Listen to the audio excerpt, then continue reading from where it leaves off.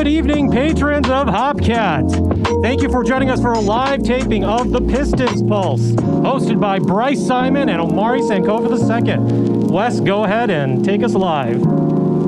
Gentlemen, take us away. Hello and welcome to your go-to Detroit Pistons podcast, the Pistons Pulse, co-hosted by me, Bryce Simon of Motor City Hoops and Detroit Bad Boys, a former D1 hooper and high school coach, current teacher, husband, and father of 3 amazing kids. And I'm Omari Sankofa II, Pistons beat writer for the Detroit Free Press. Hey, this worked out good for you, man. I got to read mine off the computer, so this works better where you got this little short one, you didn't mess it up, you were all good. I glanced over so I didn't forget my name. I've never done this in front of people, so I have to make sure. And there's no editing on this one, so you got to keep it straight the whole way through. Robin said no editing. We got to be clean and clear the whole way through, so I'm glad you had it on the intro. I was going to say a lot of stuff I shouldn't be saying, so I'm glad you said that. I thought they were going to edit it out. And of course, we're always blessed to be joined by Wes Davenport. So actually the second time I've got to meet him in person of all the things we've been through. So that's the coolest thing about all of this. Aunt Jeanette, I got to meet her in person for the first time. Robin, in person for the first time. And then, of course, thank Hopcat for having us and everything the Detroit Free Press did to set this up. Everybody that's here, we'll start taking your questions whenever you guys are ready. Just find Wes, and he'll bring you up to the mic. You'll get on the screen. Ask us whatever you want. This is your chance. This is Omari Sankofa II, Pistons beat writer, who ignores you on Twitter when you ask a question that he doesn't like. Right, Vince? Vince, you know how this was. You used to do this as well. So this is your chance. Oh, no, my bad. I was going to say Vince did not ignore people. Vince interacted with everybody. I actually changed that because I get overwhelmed by all the anger, really. I guess I'll just call it anger. At this point in the year, it's just like, you know what, we have a few games left. It's time to dial it back, right? It's time to dial it back. Let's all get along, people. So if you have a question, this is your time, because Omari cannot dodge you. If you're watching with us on YouTube, put it in the comments. If you're watching on Twitter or you just tweet at me, we'll get to your questions. But we're going to start, Omari, with the last weeks of games, especially go back to that Thunder game, another close, heartbreaking loss to the Thunder, another tip-in finish. My guy Sean Corp is not feeling very good about that one. What was your takeaways from that Thunder game and just all these close losses that our Pistons have had this year, Omari? It's tough. I mean, the team has 16 wins, but, not that you can really butter up a 16-win team, but I think that there are a few games that were essentially coin flip finishes that they were just on the wrong end on.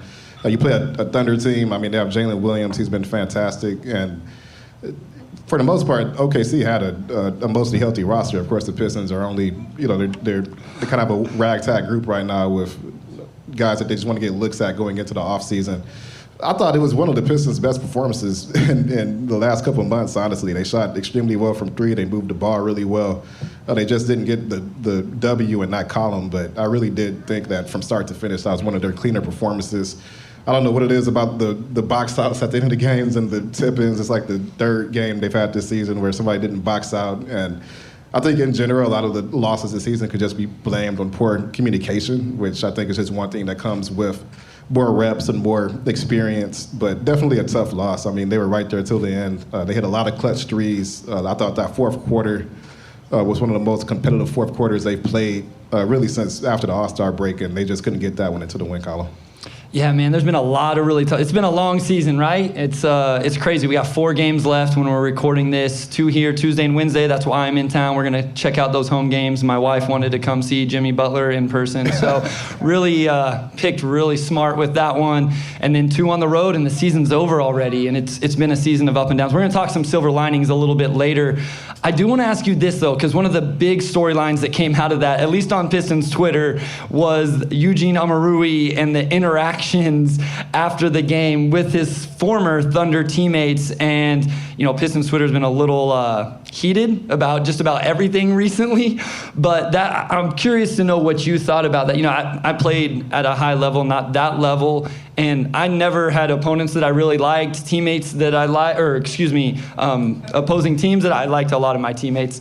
But I never played in the NBA. There's a whole new dynamic in the NBA where you're switching teammates all the time. You're switching teams. So did you find that a little bit weird when Eugene did that? Or were you kind of like, it is what it is? it's not every day you see somebody take a photo with the opposing team after you lose in the style that you did, so I understand why that caught people off guard.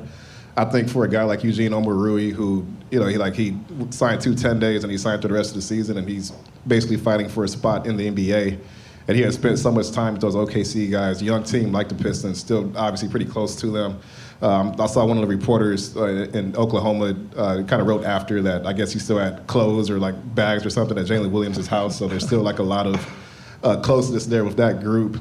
And he's greeting them after the game, and I don't know if he knew a photo was going to take place or not, but somebody comes with a camera, and OKC is, all the teammates are like, come take the photo, and I don't know if he went into that scenario expecting that he would wind up on Twitter taking photos with the other team, so I think you could probably give him some grace there. I think it's a unique case with a unique guy who's come in and really endeared himself to Pistons fans and clearly OKC fans as well, the way people talk about him on Twitter, and I mean, at the end of the day, I think everybody's moved on. I think probably people on Twitter were a little bit more angry about it than the Pistons were. And, of course, like an awkward situation, but not something that probably lasted beyond that night as far as the actual drama behind it. Yeah, I think it was just a weird situation. It was such a close loss, I think, is what made it tough, right? And then I think Eugene seemed surprised because all of a sudden the players are running over and, dapping him up, giving him hugs, and then the picture just kind of happened, and he was right in the middle. And I didn't think it was a huge deal, but it just was different. Like you said, it's not something you see every day, but like people said, we see people take losses, and then they're exchanging jerseys after the game. So it's not like it's uncommon for guys to interact after the game. You talk about the reaction from Twitter, so I got to bring this up. We just watched an incredible, I know we're talking Pistons on this podcast, but we watched an incredible women's national championship game, and Caitlin Clark, Angel Reese, the two stars of that, and that blew up today because of kind of the interactions within the game, post-game, all that. What were your thoughts on that? I don't know if you got a chance to catch the game. Were you in Orlando yesterday? No, I cut the trip short because I knew we were going to be doing this. So Sacrifices, when I booked the trip, I love it. I didn't know if we were going to do this tonight. Didn't know if we were going to do it yesterday. So I just cut the trip short. So I wasn't in Orlando. I was home. So did you watch the game then? I watched most of it. Yeah. Yeah. So what were your thoughts on that? Because it literally took over Twitter today. Like if you're a basketball fan and that's what you have on your timeline, it's talking about, which is great for women's basketball. It's an incredible game and incredible players. But it's like if you don't know Angel, Caitlin Clark had done some rings and you can't see me, and then Angel Reese gave it back to her at the end of the game. So what were your thoughts on that? Because it sure turned into a big topic of conversation this week. It's just drama, and like, was she being a jerk? Yes, but I think that's part of sports. Like, people are going to be jerks. Like Pat Bev does all sorts of stuff, and people are just like, well, that's Bev. He's a jerk, and we accept that, and we give him that autonomy to do that. And I think a lot of times with women, and I think especially like black women, they don't always get that same grace when it comes down to it. Like I think Keith Olbermann just said all this awful stuff about her, and then he was like, I actually don't even watch basketball, so I was talking out of turn. It's like, well, you don't have to, like, you attack this woman on Twitter and you have this big following, and it's just because she was taunting a player. Like, like, was she being a jerk? Yes, but there's like just a different level of discomfort you see when certain people do it. And it's like, if you just want to call her a jerk, that's fine. But once you start going above and beyond and talking about classness, like, I can't believe this, like, my year is literally ruined, and it's just all this other stuff, it just kind of goes above and beyond. But the game was, I thought the game was fantastic. Like, I had never really seen the TL all locked into, just to see, like, the women's basketball championship kind of hit that next level as far as interest. I saw today that it got almost 10 million viewers, which is great. Kind of just broke through the mainstream. I think that's great to see. Like, I've covered women's basketball. Like, I like basketball in general, and like, it's a great sport. People are talking about, oh, they don't dunk, this and that. It's like, well, there's a lot more to basketball than dunking, right? Like, Steph Curry doesn't dunk. Like, a lot of those players can shoot, and they do all these other things. So I thought it was just great to kind of see that moment, and then to top it off with that type of drama. I thought really was just the cherry on top, because drama's great. Like, we don't want to see, like, I don't know why there's always a crowd of sports fans who's like, I want to see guys like hug each other after the game. Like, it's fun when players hate each other. Like, that makes it a lot more fun. I mean, we're in Detroit, like, the bad boys, everybody hated the bad boys, so that's not people like that drama, and I think that's something that's going to help the game. No, I agree. Like, I'm all about it. You brought up Pat Bev. He was doing the too little to the Lakers a week ago. He did too little to LeBron James. And then Austin Reeves did it back to him. And so I love all that stuff. I mean, whenever I feel like I'm a nice guy. I don't know, people may disagree, but whenever I was on the court, I was a jerk. My wife is here with us, and you talk about someone that was not a nice person whenever she played basketball. That was her. She was a completely different person. So if you guys get a chance to meet her, this is not who she was whenever she was playing hoops. But you're right. That's what we love, right? Yeah. Like, that's what we want to see from Detroit. We want to see, the too little and the popping the jersey and dunking on someone and pointing and, tapping the top of their head and all that. Like, it's what makes sports great. And so it was frustrating to see all of a sudden that became the storyline from that game. Let's get back to the Pistons, though, and let's just talk about some silver linings of the season. And again, if you guys have a question, you have a comment, whatever, find Wes walking around. He'll bring you up to the mic. You'll get on screen on YouTube. Ask away, and we'll discuss it with you. But what are some of the silver linings, Omari, as we start to finish out this season? 4 games to go. Obviously, the Pistons have been way out of it. The lottery gods hopefully will take care of them. We can talk about Wemby later if we want. I know we just got a question on Twitter about that. What's your first silver lining of this season for the Detroit Pistons? I think the big and obvious one is just the play of the rookies, Jaden Ivey and Jalen Duren. Those were the guys that drove the most hype coming into the season, along with Cade Cunningham, obviously. And I would say that they've, at the very least, met expectations, and then Duren's situation has exceeded them. You look at, I think just for them to basically be in the rotation from day one, and Ivy, of course, 5th overall pick, you expect that. For Jalen Duren to exceed all expectations, and he comes into the season, you have Nerlens Noel ahead of him, Marvin Bagley, Isaiah Stewart, you come into a position of depth. I forgot Nerlens Noel was on this team at one point in the season. He didn't play a whole lot. We didn't see him a lot, but he was still, a guy coming in, he's a veteran, and you don't fully know the situation coming in, right? Like, I think coming in, I had a hunch that we wouldn't see a lot of Nerlens, but you still don't really know how that's going to affect Duren and his minutes. And for him to come in pretty much day one, and he's played really well. He's been impressive. I think everything he's showed at Memphis has translated. Then you start to see a little bit more. We saw some of the passing in college. I think he's gotten better as a passer. He just reacts really quickly and just sees stuff that's more like a guard than a center. He had like a little short turnaround jumper the other night that we haven't seen that. He's just showing little flashes of stuff. And from being the youngest player in the NBA to do what he's doing now, I mean, he's younger than a lot of the guys in this draft class. Like, he's basically, like, Brandon Miller's a 20-year-old. The Thompson twins are both. They're already 20. Yeah, like, these guys are technically freshmen, but they're 20 years old. Jalen Duren turned 19 in November, so he's already an effective NBA pro, despite his youth. And I'm going to talk about Ivy, too, but I guess we just make this one the Duren one. He's exceeded all expectation, and I would say him and Ivy, but especially Duren, have probably been the biggest bright spots. Yeah, I mean, I was the idiot that was saying Jalen Duren was going to play in the G League this season because he was the youngest player in the NBA, and I thought he was raw. And, I was super high on Jalen Duren's upside and what he was going to be as a player. I saw the passing when he was at Memphis. You could see the flashes. If there's one thing with both of these rookies, and we can transition to Ivy in a second, but it was their passing is better than I think what people talked about coming into the league. We've talked about that at length with Jaden Ivey.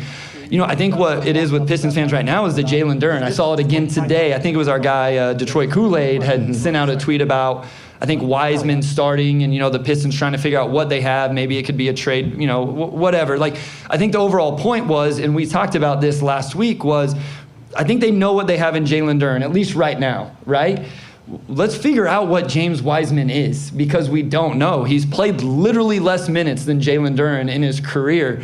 And so are you still at the point where it doesn't bother you that Jalen Duren isn't starting, that he's only been playing 20 minutes here to round out the season? Like, to me, that it's not a big deal to me. I guess more of the question, Omari, is do you think Jalen Duren is the starter next season, right now, like where things are at right now? I know things can change in the offseason.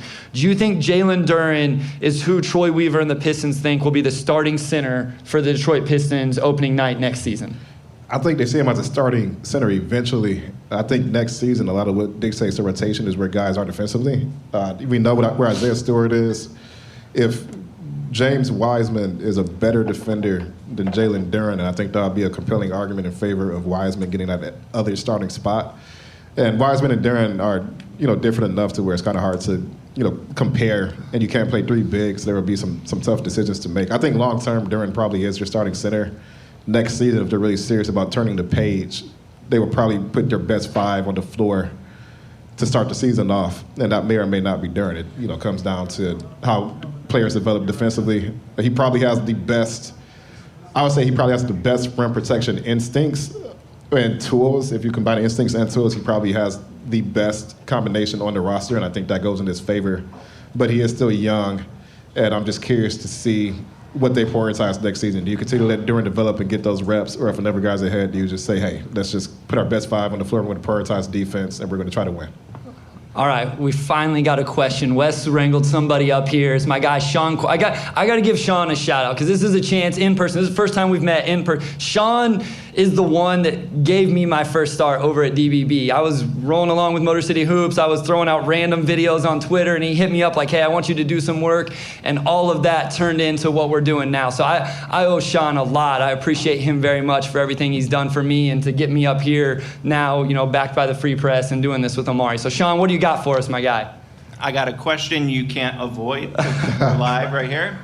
I'm wondering how many Pistons on the roster today will be on the roster at the start of next season? I'm glad I pulled the roster up just here, Omari, because I know you don't have it up. Yeah, so there's like guys you can't turn it all the way. I still got to be able to see it. Come on, man. Yeah, there's guys I haven't played in like 6 months, so I don't know. I got to be reminded who. Okay, let's just go. Boyan, yes or no? Yes. Marvin Bagley III. Wait, what? That's a long hesitation. I'm gonna say. See, no. Omari knows stuff that we don't know. And I don't know anything. even as his co-host, I tell you guys this, even as his co-host, he never tells me. But now we got him live and in person, all you guys here, everybody on YouTube, and he's stalling on this one. He knows something. Marvin Bagley III. I don't know anything. I'm gonna say no, and I'm gonna explain why. Wow. Later. I'm gonna say no for now. Make sure we come back to that. All right. Cade Cunningham? Yes. Alec Burks? Yes. Really? Yeah, I think he comes back. That quick? I think he comes back. Yeah. I can't wait till we come back and round out this Marvin Bagley III conversation. Okay. James Wiseman. Yes. Jaden Ivey. Yes. Killian Hayes. I heard a no in the crowd. Who said no? Yes. The real Omari Sankofa answered that one very quickly and with a no. Wow. Omari's dad is here in the audience. He's the man. Yes, Hopefully he'll ask us a real... Yes. Hopefully he'll come up and give us a question here in a little bit. The original O. I love it. All right. Where were we at? Killian Hayes. Yes, I'm going to say yes. Hamadou. Unrestricted free agents are tough, man. I'm going to say yes, but we can also come back to that one. Corey Joseph. No. What? He's been balling, man. Unrestricted free agent. Like, we are the Corey Joseph Love podcast. I know. And we're going to kick him to another team this offseason? The man asked a question. I'm answering the questions. Jalen Duren. Yes. Isaiah Stewart. Yes. Rodney Magruder. My guy, Rodney. I'm going to say no, but I wouldn't be surprised. I would say I wouldn't be surprised if Rodney and Corey Joseph are back, but I think just no. You can't hedge. You already said no. Isaiah Livers. All right. Yes. RJ Hampton. No. Eugene. I'm going to go no. So that's 10 to answer your question, right. Sean. 10. So we would have hopefully the number 1 overall pick, a second-round pick, and that would give us 3 free agents. So I think that's a good number. All right. Yeah. I think I'm not going to do it. You already did it, and we don't have time to go back through it. So, right. Okay, we're gonna come back. Oh no, don't let me forget Marvin Bagley. I'm gonna type it into my notes. But right. Mr. Omari Sankofa has a question for us. Yes. So if they get the number 1 pick, is Victor. So that's it.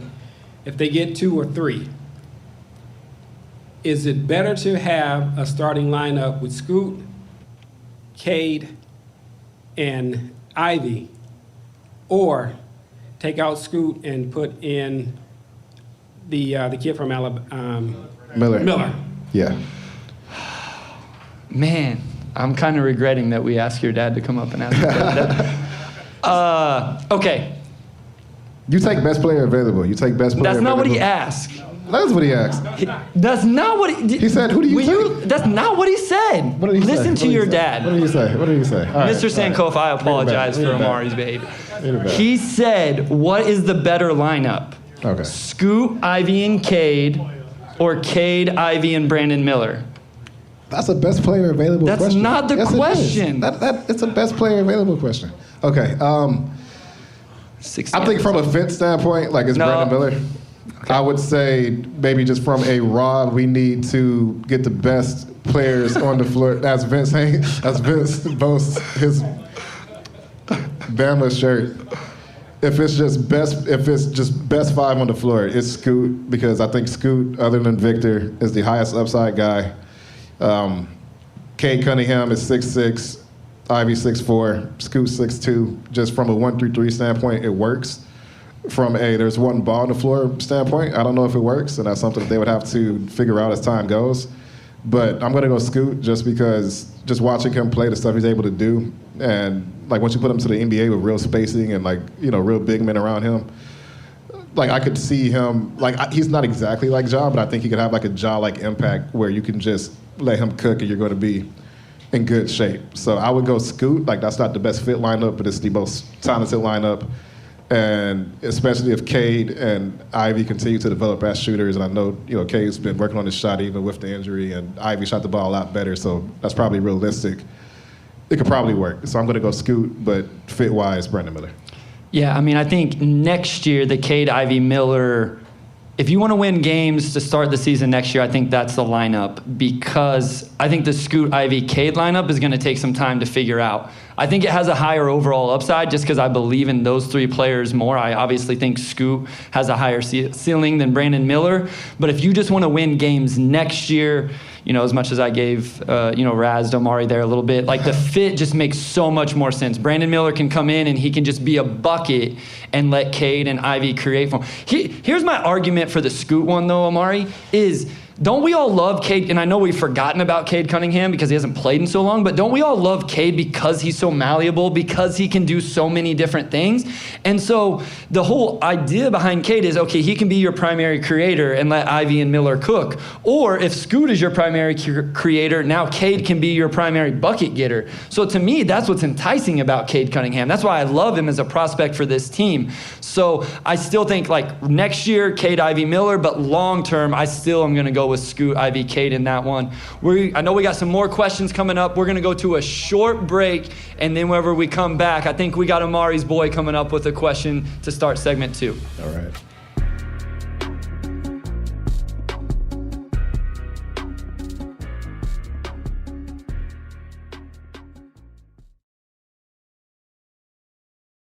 All right, we're going to lead off segment 2, and we are going to start with a question from my dear friend who came out to support tonight, Robert Thomas. Rob, go ahead. I'm putting the pressure on y'all tonight. What is the ceiling for the Pistons next season? I need to know. Ceiling for the Pistons next season? Am I buying tickets or am I staying at home? I need to know.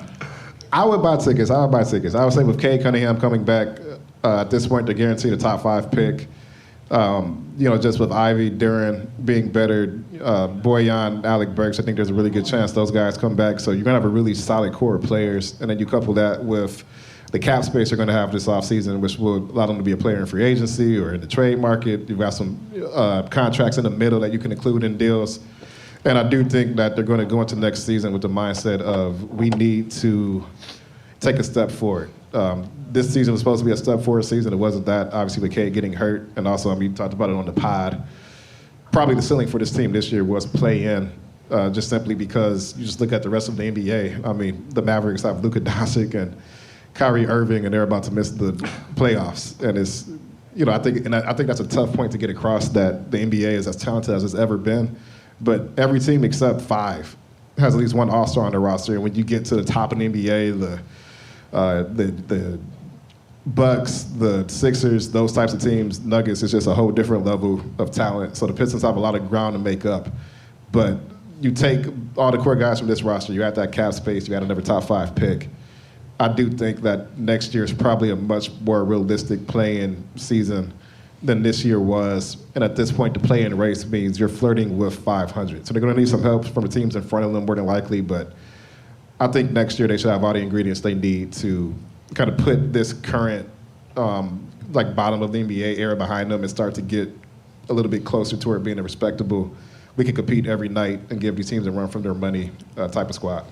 Yeah, I agree, Omar. I know this is dodging the question a little. I think it depends on where that draft pick lands, right? I mean, if you get Victor, even if the Pistons get Victor, though, which is what we all want, I get it. But I still think we have to temper expectations a little bit. Like, this team still is going to win less than 20 games. Now, that's without Cade, so you're adding Cade and Victor.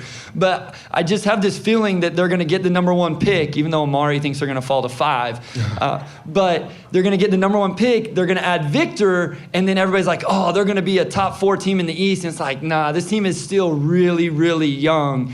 And so I also think where that pick lands kind of determines where some of the roster decisions go as well. I know we'll round back to Marvin Bagley III. We got some questions coming in just a second, but I think that might decide, is Marvin Bagley III on the roster next year, depending on if you get Victor Wembanyama or not. I think if they get Scoot, again, you can get excited about it. Even Brandon Miller, you fall after that. I like Amin Thompson. I like Cam Whitmore, but I don't think they're changing the trajectory of this team next season. I also think that I don't know what Troy Weaver's going to do with the cap space, and I think there's an argument to be had. You go spend it. We've had Keith Smith on the podcast, if you guys know him from Twitter and the front office show, and he talks about, like, you could just sign somebody to a ridiculous 1-year contract. Bring him in for 1 year, just make sure he comes in and really help this team win. But if it's not ready to win, maybe you still stay with the young guys. So to answer your question, I think back into the play-in is a possibility depending on the offseason and kind of where Troy Weaver wants to go. So I know, Wes, we got another question from the audience, so I'm excited for this one. What's up, fellas? Chubbs here. How y'all Yes, doing? I thought it was you, man. It's great to see you. All right, good to see y'all, too. I got a quick question. Pecking order. Say we do get Victor next year. We already got Bogey. We got Cade. And I see Ivy likes to get the ball a lot. So, like, what you think the pecking order look like? You think somebody get moves to the bench, say like Ivy, since he do like to have the ball a lot and can score, all that energy. So let me know. That's a great question, Chubbs, man. Chubbs, he's been interacting with him on Twitter for a minute now, so I'm glad you were able to make it, man. I'm glad to see you. I would say, Omari, I think one nice thing about Victor is I don't know that he has to be the guy offensively, so I don't know that changes the pecking order a ton. I don't know what you think. I think it would be interesting to figure that out I think Cade and Ivy are going to have to figure that out anyway, right? Like, that's one thing that's kind of been a downer about this season. We never got to see that backcourt duo and the dynamic of those two. So I think it's Cade's offense still. I think what makes Victor special is what he's going to bring defensively, even though he can score the ball offensively. So I would say Cade, Victor, Ivy. And I still think you can start all 3 of those dudes, but maybe you give Ivy some run with, like, the second unit, stagger some minutes, and let him do his thing.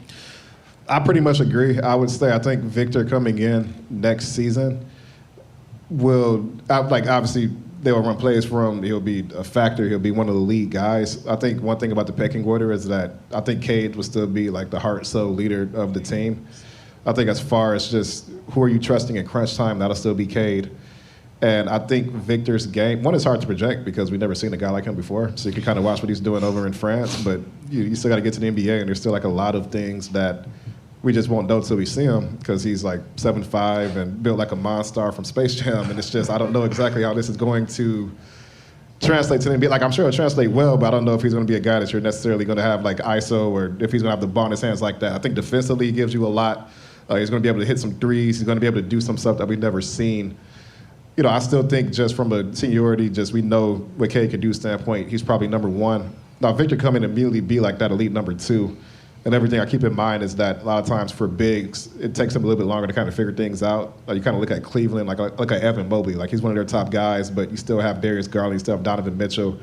You're not necessarily looking at Evan Mobley as he's our crunch time guy. Like, he's the guy that's going to be like our lead scorer. And he could get there. He was one of my favorite guys in that draft. So, but there's like a little bit of a longer learning curve. So Vic could get there eventually. I think next season he probably kind of falls in where he can fit in as he adjusts to the game. I think a lot of his impact will probably be on defense just because I think he's got really good bare upside on defense. And then offensively, he'll be able to do a lot. I would still probably lean toward Cade and Ivy probably taking the most shots on next year's team, and then Bogey would be in that mix as well. We have another one, Wes. Yeah. While we're bringing him up, did you see Wemby miss his three and then go? And then he had a putback dunk off his own missed 3-pointer. So. Hey, what's up, fellas? What's Hopefully up? it was the What's going top 3 pick, adding that to the lineup, and maybe a Cade, Ivy, maybe Duran, depending on how they played, with the effect that CP had on Phoenix and Bobby Portis had in Milwaukee, even Pat Bev in Minnesota. Yeah. Do you think we have that with Bogey and Burks coming back next season, or do you think Troy needs to address another veteran that's in a rotation with free agency next year? Nah, that's a good question because we saw Bogey and Burks kind of be the dudes, right? And I don't think that's why they were brought in. So to your point, you have those guys in here now with Cade, who's supposed to be the man in the face of the franchise, and now they can just supplement that.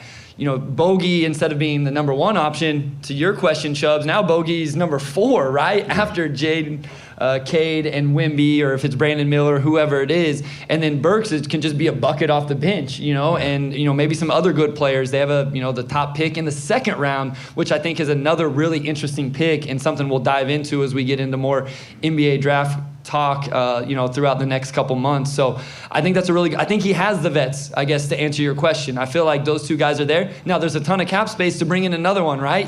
If he feels like there's someone that fits that role better, maybe another bucket off the bench, something like that, a stretch big off the bench, I think he has the money to go do that. And he could overpay for what I was talking about earlier. You can't overpay for 1 year. So who was JJ Redick with the Sixers? A handful. They paid him 1 year, $20 million. Like, it's 1 year. It doesn't matter. You can push that money down to the next offseason. So maybe they have an opportunity to go get somebody like that, add him to the roster if they really, really want to compete. Yeah, I mean, they're really big fans of Bogey and Burks, just not even their games, but just what they brought to the team and in the locker room. And one thing about this team is that, and especially with Troy, is he has guys that he likes, and he's true to his word when he says that these guys are part of this core. The Pistons did not trade these guys at the trade deadline, and there's some thought, well, maybe they're bluffing, just trying to drive the price up. But I'm not saying they're untradeable. If the right trade comes along, of course, but they really are part of this group, and really they're luxuries for this type of team to have a guy in Bogdanovic, who is one of the most efficient scorers in the NBA.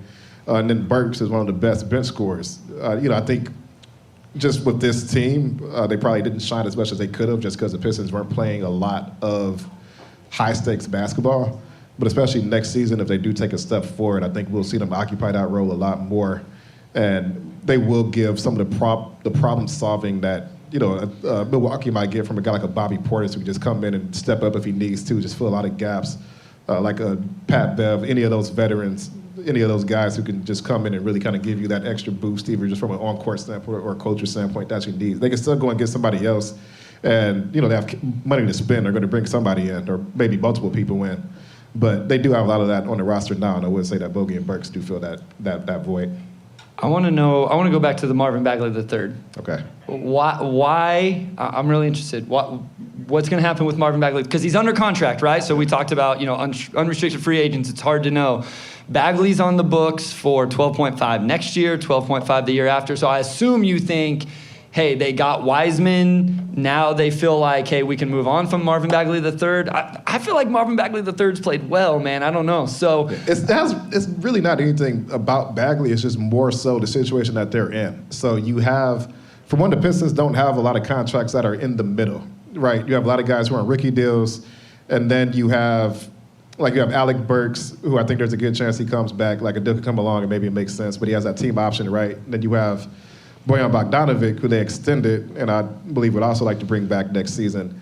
So it's just, you look at their guys on the roster, who is on a good deal, a tradable contract, and also is in a position where if they could part ways with this person, that production is replicated elsewhere, right? Whereas Burks, Bogdanovic, if they're the same players they were this year, it's going to be hard to get that type of production back for what they're making. Bagley, he's been really good. I would say, despite the injuries, that he has been injured a good bit, but he's been really good for them. I think he's really embraced his role really well. He scored the ball efficiently. He's played good basketball, and I don't think they're going into the offseason with the mindset we have to trade Marvin Bagley. I think it's just more of the fact that he plays a position of strength, and he's on a good contract. If you get Wemby, or if you use free agency to sign a big wing who could play power forward, or there's just all these things that could force tougher decisions down the road. And if you're looking at all their bigs, Bagley's the one guy that they didn't draft, right? He's the guy that they signed, and he would probably end up being the odd man out in that scenario. But I don't think it has anything to do with Bagley. I don't think the front office is like, we have to get off Bagley at all costs this offseason. It's just because of his contract, and he's played pretty well, so he lived up to it. And just, he plays a position of strength on the roster. I think he would probably be more likely to be a guy who's on the odd end of that. What do you think his best position is? It's the 4 or the 5. What do you think? I think all these guys are probably most natural at the 5 at this point, just because none of them really shoot the 3 that well. And I'll say Isaiah Stewart's probably the best shooter of that group. But right now, Duren, Bagley, and Wiseman are probably more natural 5s than they are 4s. But Bagley has played pretty well at the 4 just because he can shoot a little bit and handle the ball. But I think probably in the perfect world, he probably is more of a 5 than a 4. Okay, we're going to come back to that, but we got a question, so we'll... Hey, what's up, guys? Love the pod. Thank you. Hey, thank you. So, obviously, everyone's focused on the first-round pick, but this isn't a normal second-round pick. Mm-hmm. We're going to be low 30s. Any kind of sleepers you guys are kind of looking at? Maybe a big-time wing defender or, sniper from the outside that we might be able to pick up? Or what would you like to see them do with that second-round pick? I would like to see him do exactly what you just said. And I'll tell you, this draft is really weird in like the 25 to 45, 20 to 40 range. And you just don't know where guys are going to go. So I just wrote an article this week about Sidi Sissoko, a G League Ignite guy. He's going to be really good defensively, but struggle offensively when he first comes into the league. But that would fit what you're talking about on the defensive side of the ball. Julian Phillips is a kid out of Tennessee. If you look him up, the offensive numbers aren't going to impress you a lot, but he can really guard. And if you go back to his AAU film, that was pretty good on the offensive end as well. So I do think that there's some good, even tonight in the national championship game, hopefully everybody will stay around, watch that with us. But Andre Jackson for Connecticut, again, not a guy that really shoots it, but he passes well and he defends and he's uber athletic. And then I would love to add some shooting as well. I don't think he's going to make it this far, but in this game tonight, Jordan Hawkins is my favorite player in the draft. I think he's more likely to go in the lottery than he is at the top of the second round. But I do think that there's some guys, I wonder where guys are going to end up falling. Even someone like Dariq Whitehead out of Duke. Like, is he going to end up going mid-first? Is he going to crawl all the way back in the lottery? Or is he going to fall because he didn't quite have the season that people thought he was going to have? So I know Omari has a couple names as well, so I don't want to steal any of those. But, yeah, I think that is a draft pick where the Pistons can add somebody like real, there in the second round that can be maybe part of the rotation or just fill a need, either one of those that you brought up. Yeah, it's a weird draft because once you get outside, really the top 6 or 7, and even that might be a little generous. It kind of becomes wide open, and you have a lot of different opinions on a lot of these guys. One player I like who might slip to the second round, but it's really tough to say who will go in the second round and who will not, because I think this is a draft where the combine will dictate a lot of where these guys end up going. I like Kobe Jones out of Xavier. He's just all around really solid, well-rounded, good defender. Like, he's 6'5", he's passed it really well all 3 of his seasons. High character dude. Maybe his shooting is a little bit of a question mark because he wasn't that great of a shooter his first 2 years, and that ticked up a little bit this past season. But college numbers are so wonky that it's kind of tough to say which guys can shoot and which can't sometimes if they only have one good season of being able to knock shots down. That's a guy I'm kind of keeping an eye on. Bryce, he does a lot more deep draft stuff than me when it comes to like the actual kind of late round guys, so I have no problem at all letting you kind of take that question over. But that's one guy I like in this draft a lot that I think will probably end up outplaying wherever he goes. Well, let me ask you about this, and then we have another question. But Kobe Buffkin is the guy. Yeah. I like Kobe Buffkin, and I've had Michigan people like come at me on Twitter whenever I said Buffkin was going to go in the draft and be a first-round pick, and they're like, "No, you're crazy." And I'm like, "No, this kid is a hooper, man, and he is young." Yeah. We talk about age, right? And I know people don't always like that, but Buffkin is a young sophomore, and he can really play. He exploded. Jet Howard went down with the injury to end the season, and he was really hoop. So him, and then Terquavion Smith out of NC State. Yeah. So if you're just looking for like guys that can get buckets, not necessarily like true shooters, they could fit in somewhere depending on what happens with Killian, Alec Burks, and all of that. So those are a couple more names. But we got another question here. What's up, guys? What's up? I'm Mike. I'm Miko on Twitter. You might recognize it. MKZZN. I just want to say welcome, first off. Welcome to Detroit. Thank you. Bryce and Ronnie. And welcome. Detroit. Appreciate it. We're going to have to talk about his Coney dog experience. That's how I found you guys. I saw you guys having Coney dogs. I'm like, hey, they're in town. So this kind of dovetails on what you guys were talking about a little bit. So we saw Victor and Scoot in the exhibition game. Yeah. And, all right, we saw Scoot play in the Rising Stars game, and he didn't really get too much time. He looked okay, but, that's kind of a weird game also. So we don't know that much exactly. You don't really know till they're in the league how they're going to look once they're in the NBA, right? Sure. So despite all the, the very clear tiering of Wemby 1, Scoot 2, Miller, whatever, what's a reasonable floor and ceiling for Wemby and Scoot first year, regardless of is Wemby scoring 28 a game out of the gate? Is he scoring 16 a game out of the gate because his game doesn't translate in exactly the way, what do you guys think the tiering is in terms of what they could actually end up being on the high end and the low end? I think it's easier to answer that for Scoot than for Wemby. And good question, by the way. Simply because we haven't really seen a lot of guys like Wemby. So I can say his floor is like a guy like a Miles Turner, but he's going to be able to do stuff that Miles Turner can't do just because Miles Turner he's not 7'5", right? So there's no perfect comparison. I would say for Scoot, his ceiling is probably about what we saw from Ja Morant his rookie year, where he averaged about 17 and 5 or 6, still figuring the game out, but immediately impact player, a nightly highlight reel, and you see immediately that he's a guy that's going to be a problem for a long time. I see similarities between Ja and Scoot. I don't think he's like an acrobat like Ja is, but I think just as far as how quick he is, how he sees the floor, he might be a tad better shooter than Ja is. There's a lot of similarities there. So I'll say that's probably his ceiling. And then his floor would probably be a guy like a Jalen Suggs, where he is able to make an impact in some areas.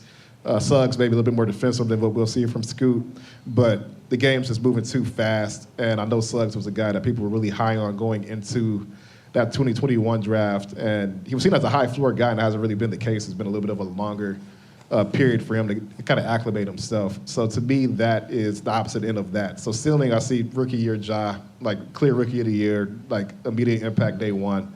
Floor is Jalen Suggs, where you see those flashes, but you're probably not, the consistency isn't quite there, and it's going to be a longer period before he gets to that point.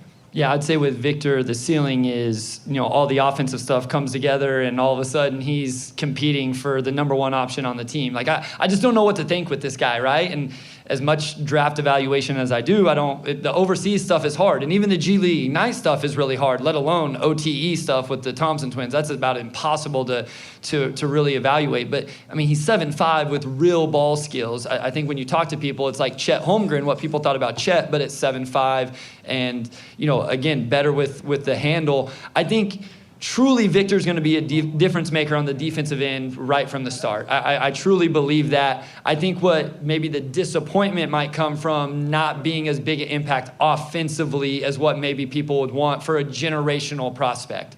For Scoot, Omari hit on it with the ceiling. If it all comes together, there is a floor. There's people that question his ability to finish around the basket, and I saw people questioning the other day about how well he operates pick and rolls. I don't agree with that.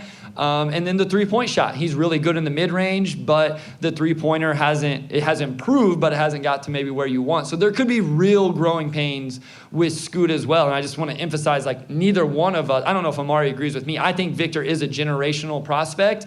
I do not think Scoot Henderson is a generational prospect. I think he's a really good prospect, and I do have him above Brandon Miller, but I wouldn't say generational for Scoot like I would Victor. Yeah, I think for me, generational, and people use it in different ways. Some people say generational for indie guys probably has an all-star ceiling. I would say Victor is generational because if he hits his ceiling and he is Rudy Gobert with a handle and a jump shot, then you essentially break the NBA. There's just nothing you can do about that. And I do have question marks with Victor, as far as how effective he will be as a ball handler, just because I just wonder if you could just put a smaller defender on him and just rip the ball from him, right? He's, the ball's coming up so high, you just wonder. It'll be curious to see how he adapts. But I would agree with that. If it clicks for Victor, he's top 5 in impact every single year. And I think for a 6'2" point guard to be generational, he's probably just going to have to be on a completely different level. And you're always going to be limited in some ways just because, it's a game that favors tall people. I think we see just the playoffs every year. Teams led by smaller guards tend to have lower ceilings. Steph's the exception to that, but he's Steph Curry. It's just really tough to win in today's NBA with that type of attack. So I would agree with that for sure. I think Vic's the only generational guy in this draft. All right, we're going to go to a short break, and then when we come back, we got another question. We'll keep these rolling, and we'll talk a little bit about my food choices so far in Detroit. You may even pin me down with American versus Lafayette Coney Cogs. Yeah. We're back with segment 3, and we're going to lead off with another question from another one of my dear friends, Michael Lloyd. Mike, let's do it. What's up, Omari? What's going on, man? Looking good. I like your earring. Thank you. All right. What do you think Detroit's upper office needs to do to keep and maintain those star players to bring them in? What do you think we need to do to get us up to that next level where we get the LeBrons, the Stephs? What do you think as an office and administration needs to do? It's tough because there's really only 2 teams in the NBA that attract those type of guys in free agency, and that's Miami and LA. And, especially Miami, I mean, I think they have a very competent front office, but a lot of it just has to do with the fact that they're Miami and LA. And if you're not one of those cities, it's really hard. Phoenix is a big market, warm weather. They don't have that type of pool. New York, they haven't had that type of pool.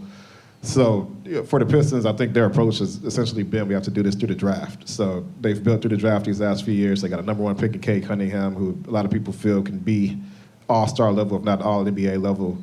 They got Jaden Ivey last summer, who is, he was a little bit more of maybe down the road he could get to that point. He was probably one of the highest upside guys in that draft. He has the talent to do it. And then they have another top 5 pick in this draft. So they could either do it through the draft or through trade. And, of course, this summer they'll have cap space. They'll be able to absorb a bigger contract if they need to. And, that's how they got Blake Griffin, right? They just kind of stacked and stacked and stacked for years, got the right contracts, and then when the guy became available, they went all in. The Pistons could go that route if they want to because they have the cap space and you have some contracts in the middle, maybe some young guys that you can include in the signing trades if you wanted to. But for the Pistons, it's going to be more than likely through the draft or through a trade, and they need some of these draft picks to really hit and become some of the best players at their position to turn this around. Yeah, and I will say, just to nerd out a little bit, the new CBA that's coming, it's actually really good for that strategy. Mm-hmm. So it'll be good. You can lock in your rookies when they're coming off their rookie deals to 5-year deals now instead of 4. You can sign more than 2 of them to max extensions. So if Detroit really thinks, if Cade hits, if Ivy hits, they draft Wemby, you used to not be able to keep 3 of those guys on max contract extension. You can only sign them to 4-year extensions. Now you can do 5-year and as many of them as you want. So there really is a path to them building truly through the draft, especially if they get lucky in the lottery again this season. I think Omari hit it, though. And I think this is why if you listen to people outside of Detroit talk about where the Pistons rebuild is at, you'll hear them talk about having negative draft assets right now. And that's where a lot of people question the rebuild is they actually owe a draft pick in the future to the New York Knicks, where these other teams have, the Oklahoma City Thunder have all of these extra picks. The Jazz just, compiled all of these picks, and Detroit doesn't. So, either they have to find a way to get some of those picks, or they're just going to have to package these good young players to get that superstar. My opinion would be you hope you hit on the draft again this year, and you just keep rolling with that. Wes, we got another question? Oh, yes, the real Omari Sankofa stepped to the mic. I'm real too. Come on, we can't say. I thought you were real. We're gonna say original. We're gonna say original. You had your braids, man. I was super sad about that. I'm having them tomorrow. I'm getting them back tomorrow. We'll be good. It's because I'm bald, and so I get jealous of. So you're living vicariously through me. Exactly. Okay. All right. I'll do my part. I'm sorry. So I'm buying Bagley trade because of Olenek and Plumlee. That is history. Yeah. The question I have, though, is where do you project the personality of this team to go? I'm from the Bad Boys era and the going to work crew. What personality does this current team project? That's a good question because I think a lot of those, I guess what those teams are known for, a lot of that's kind of built through the playoffs, right? And until the Pistons really begin to play meaningful basketball, it's kind of hard to develop an identity. I think they have players who fit that mode, where you have the bad boys who are, basically just kind of known for being bullies on the court, and the going to work era where they were known for and the bad boys too, known for their teamwork, known for just how well they gelled together. And I look at Isaiah Stewart, and I think he really fits Detroit and how he approaches the game. Just really genuine dude. And we've talked about this before, but I think when the Pistons do get to the point where they're in the playoffs, Isaiah Stewart's value is going to go way up, not only because of just how versatile he is on defense, and especially if he hits threes, it's going to be hard to take him off the floor when teams tend to go small in the playoffs. But I think just, his fire and just his personality will really shine in those high-stakes moments. I look at Cade, I look at, Jalen Duren. I think they kind of have shades of like a Chauncey Billups and like a Ben Wallace or like a Rasheed Wallace. So you kind of see, shades of those old teams in that squad. I don't know if I see the bad boys in these guys. I just think generationally you're probably not going to see that type of squad come back together. Like that's just a different era. Players get along probably a lot better than they did back then. So it's just, I think some things have to go south for, the Pistons to embrace that type of identity. But I could definitely see going to work. I think Troy talks a lot about just drafting the right people, getting the right people in the building. And there's a lot of good, genuine dudes in that locker room. Like, I really do think they could have, like, that going to work camaraderie.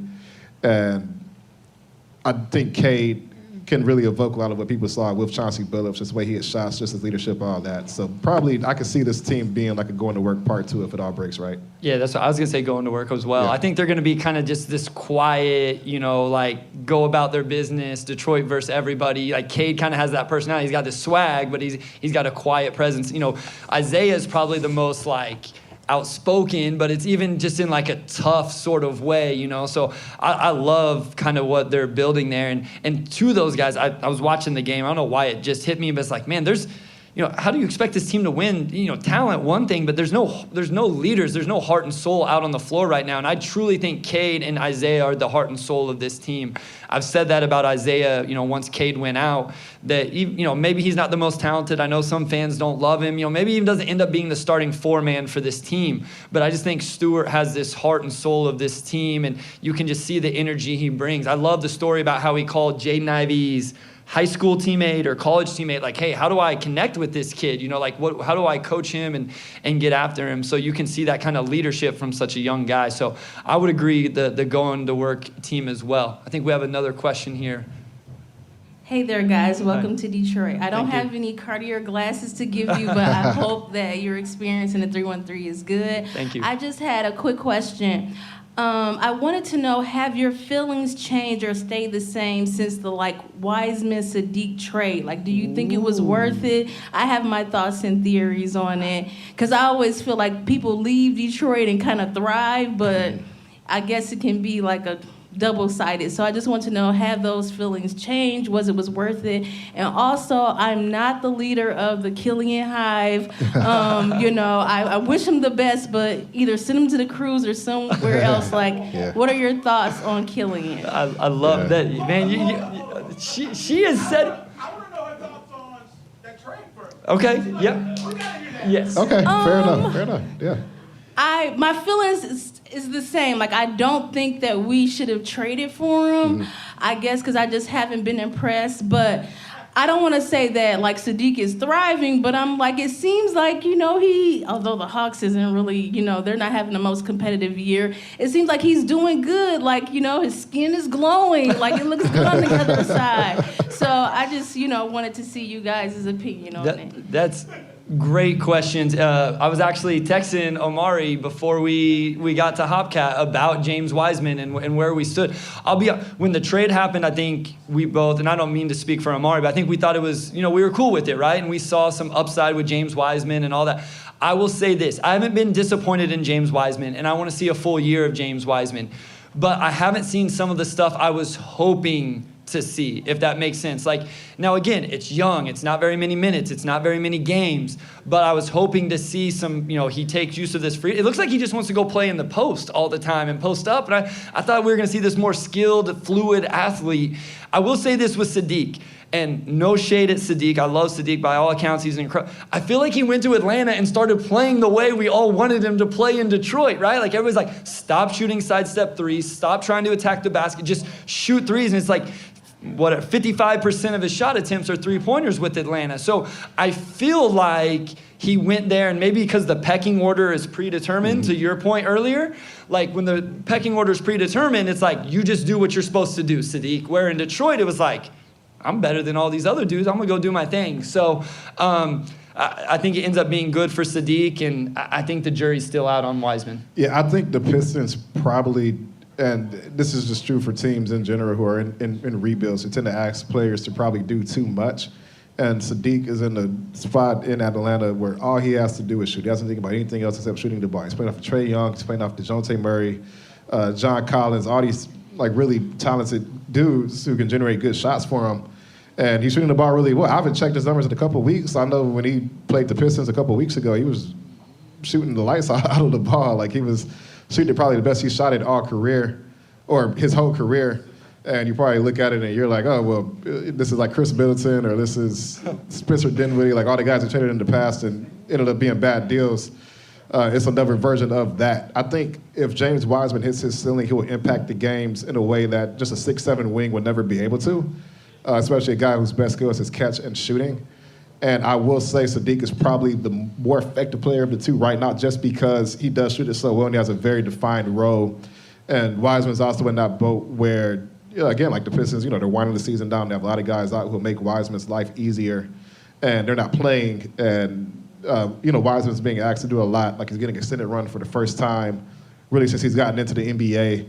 And he's doing a lot. I think this time next year could look a lot better. And I think the trade still makes sense from Detroit's standpoint because they need players who can change the franchise around. And I think Sadiq's a really good player, but unless he becomes like a Chris Middleton type, which the jury's still out, he's probably going to be more like a guy that the Pistons feel like they could go back and get in free agency. And I think that's a lot of the thinking that went into that trade. So TBD, but I still think that baseline logic makes sense. And we got to move on quickly, but we'll address Killian as well. I think he's improved a lot this season. I think offensively there's still a lot of strides he has to make as far as just that day-to-day consistency. If he can still just become a really good catch and shooter, that'll go a long way for him. If we see him do it in spurts, but not consistently over the course of the entire season. But Killian does a lot, and I think that he's still a guy that could be part of the program and a guy that can contribute toward winning. But maybe the ceiling isn't quite as high as you thought it might have been when he first came in. Yeah, I'm gonna leave Killian alone because that's like a whole segment and we don't have time. So we might put Killian in for a segment on next week's episode. But great question. All right, we got Sean back up. All right. Earlier you said maybe 3 free agents. Now let's work in a hypothetical where they draft Scoot at number 2. You can say new player if that's what applies. Who are the 3 best defenders on next year's Pistons team? The 3 best defenders. Wait, who did they draft? Scoot. And they had 3 free agents with all the players you said were going to stick around. Mm-hmm. Who are the 3 best defenders on next year's Pistons team? I will say both of the Isaiah Stewart and Isaiah Livers. And then I feel like, those are the 2 of the best guys this season, so that's easy. I think the 3rd guy should be a player who's not currently there yet, so I got to give somebody the benefit of the doubt. I'll say Cade Cunningham. I'm seeing Bryce struggle a little bit. I'm going to say Isaiah Stewart, the 2nd round pick, and I'm going to say a free agent. I'm kind of down on Isaiah Livers. Really? Okay. Why am I so down? It's Wes's fault. He's been a little up. He's been a little up and down. I think he probably hasn't played with the same level of comfort we saw during his rookie season. Is that good enough defense, Sean, for them to win games next year? Not to be next year's OKC. I was gonna say, right? It's got to be more than that. There's got to be a lot of improvement from those bigs. Yeah, so, okay. All right, real quick, Kyle Metz, big fan of the show. He wasn't able to do it on YouTube, but he sent it to me on Twitter. So I'm gonna change your question just a little bit, Kyle. I know you're still watching. Would you trade Cade and Wemby for Luka? Why are you thinking so long? Can we get a straw? Raise your hand if you would. Raise your hand if you would trade Cade and Wemby for Luka Doncic. A shirt thing is always. Kirk, what are you doing? That's what I was gonna say. A shirt thing is always better than. You have to say it now that your boss just said it. No, I don't. No, Kirk. No, I don't know how to do that. I don't think I would do that. Chubbs, you out? All right, yeah. Perfect. We got one more question here, and then we're going to talk to a little bit of food, and then we got to get to the national championship game. Yeah. Sorry you can't get away from the Killian stuff. I'm one of the presidents of the Killian Hayes Fans Club. So all right. For both of y'all, I need a reason why he's here next year and a reason why he's going next year. Okay. All right. A reason why Killian Hayes is here next year, well, one, he's going to be eligible for an extension this offseason as he signed one TBD. But I think from an organizational standpoint, assuming that the roster can accommodate it, there's little harm in giving him one more year before he becomes a restricted free agent.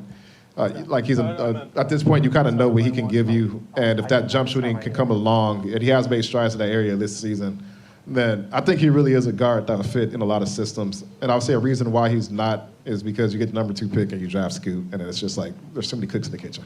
I would say the reason he's back, he's under contract, right? I think you might as well exhaust that for at least half of next season. I would because I think hopefully next year he can play in the role that I believe, and I'm not a Killian hater or lover necessarily, but I think he can be a good second unit point guard. So I think you bring him back next year, and hopefully he gets to play, right from the start of the season in that role as the second unit point guard. So I think that's why you bring him back, because he is good defensively and he's shown some growth offensively, especially when he's confident.